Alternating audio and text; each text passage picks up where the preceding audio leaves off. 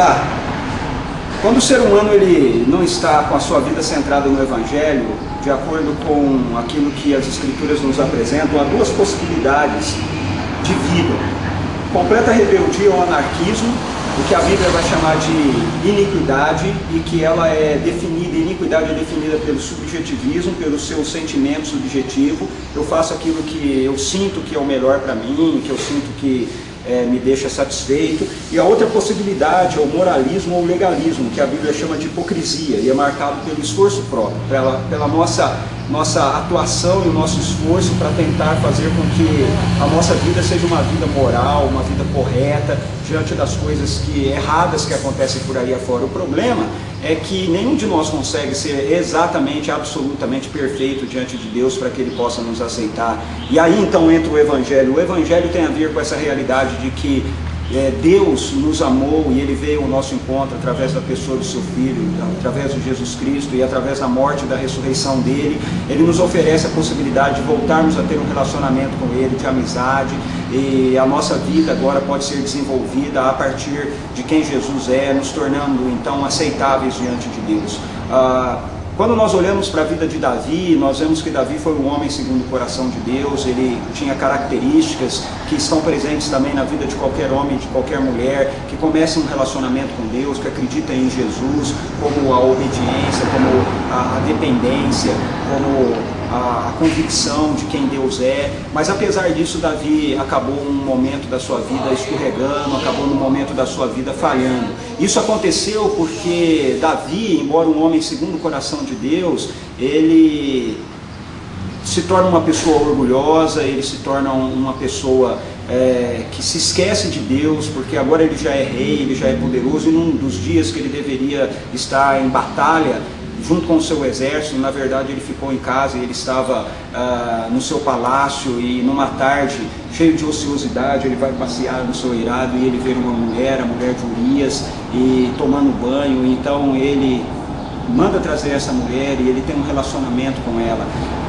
Isso acontece porque Davi se torna uma pessoa que acha que tem o direito de fazer aquilo que ele bem entende, ao invés de ouvir e continuar obedecendo a Deus. Isso acontece porque ele se distancia da sua missão, e todas as vezes que nós nos tornamos pessoas orgulhosas, todas as vezes que nós nos tornamos pessoas ociosas, que nos distanciamos da missão que Deus tem para nós, de sermos discípulos e de fazermos discípulos de Jesus, nós corremos o mesmo risco, corremos o mesmo perigo. Mas guerreiros que caem não precisam ficar caídos. Davi não ficou caído, Davi foi restaurado pelo Senhor. E Davi foi restaurado pelo Senhor porque Davi voltou a dar a sua atenção a Deus. Deus mandou Natã até Davi, Natã trouxe a palavra do Senhor a Davi, e Davi, como rei, poderia ter rejeitado aquela palavra, poderia ter argumentado contra ela, mas Davi reconhece que ele pecou. Davi dá atenção àquilo que Deus estava falando com ele através de Natã, e Davi também, mediante isso, rompe com a sua independência e volta novamente a depender de Deus. Essa é uma outra realidade que traz restauração para a vida de Davi. E por fim, Davi volta a ter Deus como centro do seu coração. Como produto desse confronto de Natã com Davi, nós temos o registro do Salmo 51, que é um salmo de confissão de Davi em relação ao que aconteceu com ele, Batseba. E nesse salmo Davi confessa diante do Senhor o seu pecado, ele confessa a sua rebelião, ele confessa a sua loucura e o seu erro, e ele pede perdão ao Senhor. No salmo nós temos um texto que me impressiona bastante, quando Davi diz assim: cria em mim um coração puro, ó Deus, e renova dentro de mim um espírito estável. Não me expulses da tua presença, nem tires de mim o teu Santo Espírito. Devolva-me a alegria da tua salvação e sustenta-me com um espírito pronto a obedecer. Davi não estava preocupado em perder o reino. Davi não estava preocupado que a consequência do seu pecado viesse trazer prejuízo pessoal para ele. A única preocupação de Davi é que ele não perdesse a sua intimidade com Deus, e isso traz a Davi a possibilidade do seu perdão.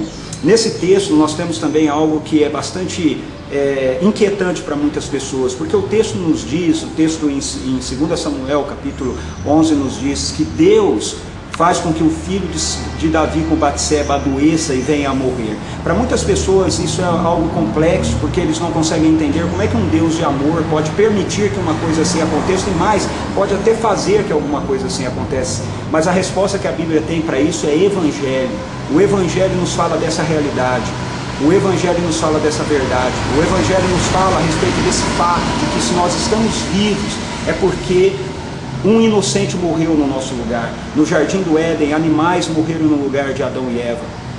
O filho de Batseba com Davi morreu no lugar de Davi. E o Filho de Deus morreu no meu lugar e morreu no seu lugar, para que nós pudéssemos ser redimidos, para que nós pudéssemos estar com Deus. A verdade é que nós aceitando isso ou não, nós compreendendo isso ou não, nós admitindo isso ou não, Deus é um Deus santo, e o ser humano